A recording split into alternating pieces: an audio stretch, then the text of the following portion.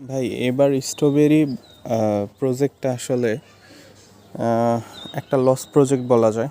কারণ এইবার জাত নির্বাচনে এবং মানে কিছু লোকের থেকে ভুল চারা সংগ্রহ করে কিন্তু এবার পুরোপুরি বিফলে।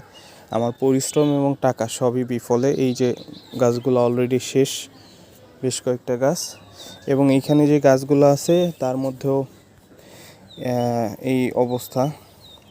2-4টা চারা ভালো আছে, কিন্তু তার ফলগুলো একটু দেখাই। এই যে এরকম হয়ে যায় ফল, এই যে এরকম হয়ে যায়, এই হচ্ছে ফলের অবস্থা।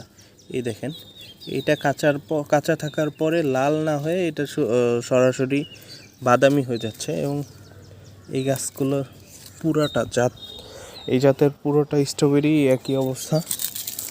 এই একটা সামান্য লাল, তাও আবার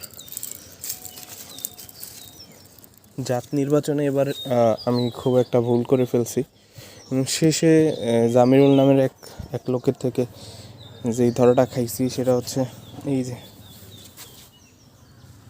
শেষে চাইছিলাম হচ্ছে ফুলসহ চারা, সে যে চারা দিছে তার মধ্যে এই অবস্থা। এই যে মাত্র 2টা চারা ভালো আছে, বাকিগুলো একটাও ভালো বলতে এটাও ভালো না, মানে আছে বাইচা আছে 2টা চারা। কিন্তু এই 600-700 টাকার চারা আইনা একটাও কিন্তু ফল খাইতে পারিনি এবার। সবগুলো চারার এই অবস্থা।